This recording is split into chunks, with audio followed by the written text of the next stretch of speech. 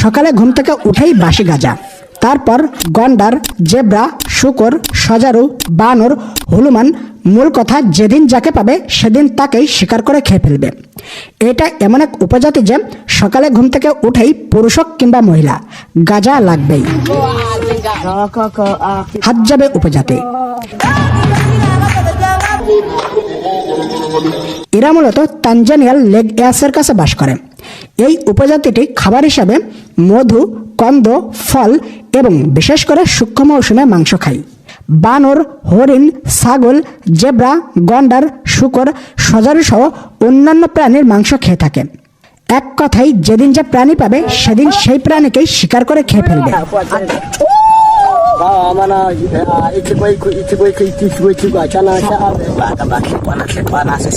এগুলো আবার রান্না করে নয়, পুড়িয়ে খায়।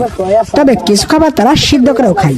তার মধ্যে বানরের স্যুপ, শূকরের চুপ এবং গাছের শিকড় অন্যতম। এই উপজাতির একজন পুরুষেরা একসঙ্গে 10টি করে স্ত্রী রাখতে পারে। তবে এতগুলো স্ত্রী রাখার মানে এই নয় যে পুরুষটি খুবই শক্তিশালী এবং তার অনেক সম্পদ রয়েছে। আসলে অনেকগুলো স্ত্রী রাখার কারণ হচ্ছে মেয়েদের উপর দায়িত্বশীল হওয়া এবং টিমওয়ার্ক হিসেবে কাজ করা। এই আদিবাসীদের জীবনের লক্ষ্য খুবই সোজা। সকালে ঘুম থেকে ওঠো, বাসি গাজাতে টান দাও, সারাদিন শিকার করে খাও, রাতে এসে ঘুমিয়ে পড়ো, ব্যাস এতটুকুই। এরা শিকারের জন্য তীর ও ধনুকের ব্যবহার করে থাকে। তাই সর্বপ্রথম কাজ হচ্ছে তীর ও ধনুক ঠিক করে নেওয়া।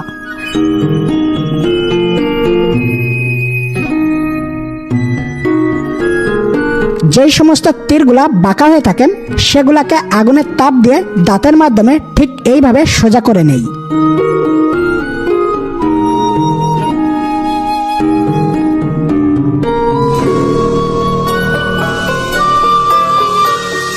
এই উপজাতিতে শুধু পুরুষেরাই তীর বানিয়ে থাকে।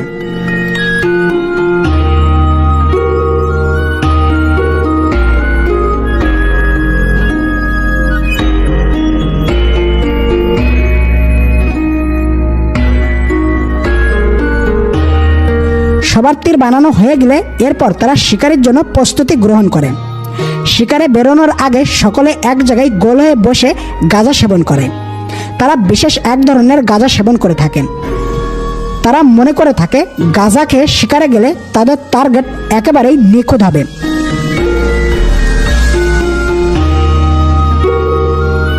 তাই তারা সকাল সকাল অনেক বেশি গাঁজা সেবন করে থাকে।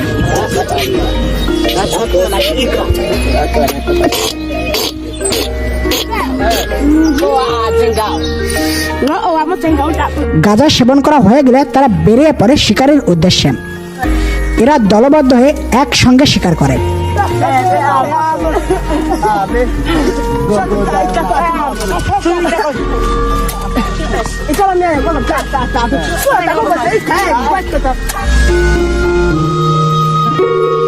এদের প্রত্যেকেই তীর চালাতে একেবারে দক্ষ।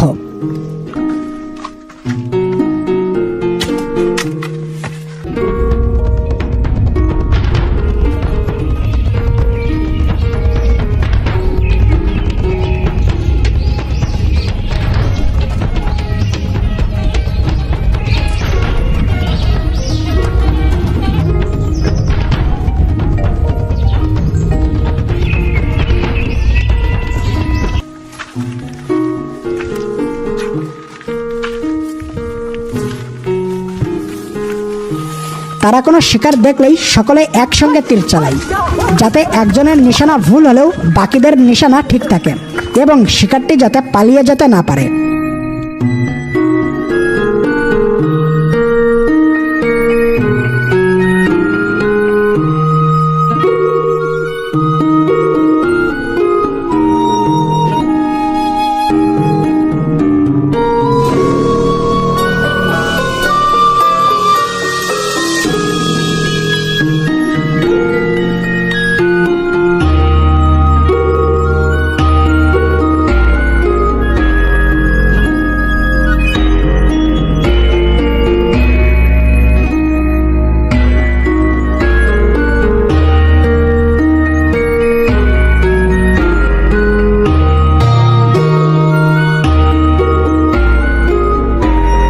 তারা কোনো প্রাণীকে শিকার করার পর সর্বপ্রথম সেটিকে রান্না করার জন্য জায়গা খুঁজে বের করে। তারপর সেটিকে পুড়িয়ে বা আগুনের সেক দিয়ে কিছু মাংস খায়।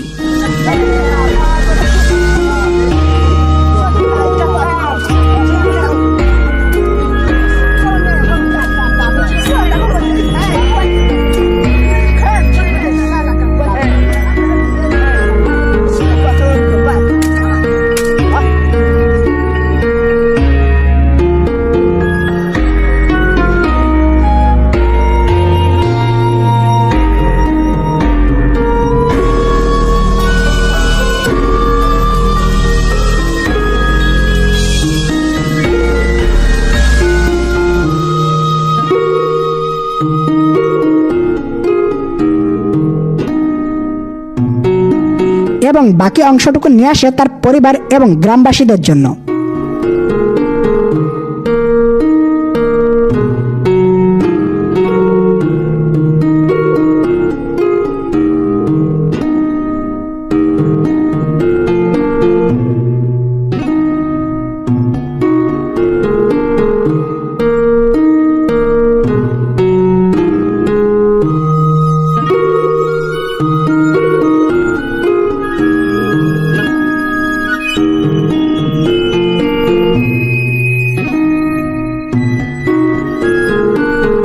এই হাজ্জা জনগণ ঐতিহ্যগতভাবেই প্রায় 20 থেকে 25 জন লোকের ব্যান্ড বা ক্যাম্পে বাস করে।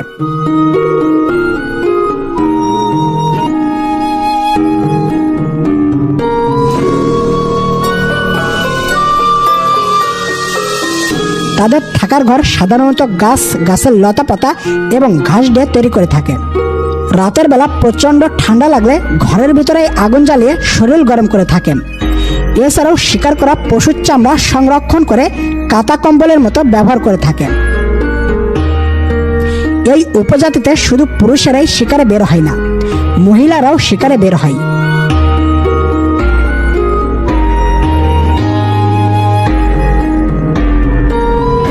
এদের মধু সংগ্রহ করার পদ্ধতি আরো আশ্চর্যজনক। এরা মৌচাক খোঁজার জন্য হানিগাইড নামক এক ধরনের পাখির সাহায্য নিয়ে থাকে।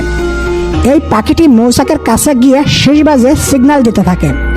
সিগন্যাল পেয়ে একজন লোক গাছে কান পাতিয়ে শোনে যে ভিতরে মৌচাক আছে কিনা।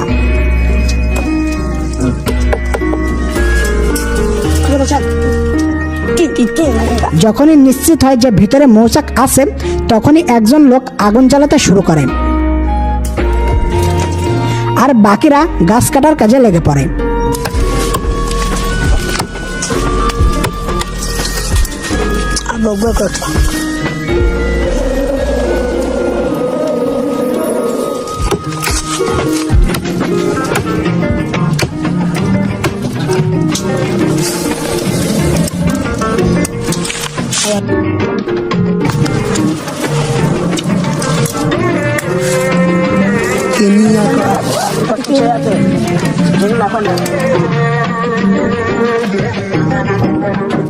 হাজ্জা উপজাতি যে জায়গাটায় বাস করে বেশিরভাগ সময় সেই জায়গাটির পানি শুকিয়ে যায়।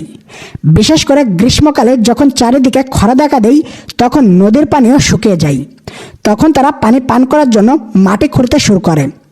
বেশ কিছুক্ষণ মাটি খোঁড়ার পরে তার নিচ থেকে পানি বেরিয়ে আসে। সেই পানিকে তারা পান করে এবং বাকি পানিকে পরবর্তীতে পান করার জন্য রেখে দেয়। এই উপজাতির জীবনের লক্ষ্য সহজ হলেও বেঁচে থাকা অনেক কঠিন, কারণ তারা আধুনিক পৃথিবী থেকে শত বছর পিছিয়ে। প্রিয় দর্শক, এই উপজাতি প্রতি বছর বিশেষ একটি উৎসব পালন করে থাকে। এই উৎসবে তারা তাদের নিজস্ব সংস্কৃতি এবং গান গেয়ে আনন্দ ও ফুর্তি করতে থাকে।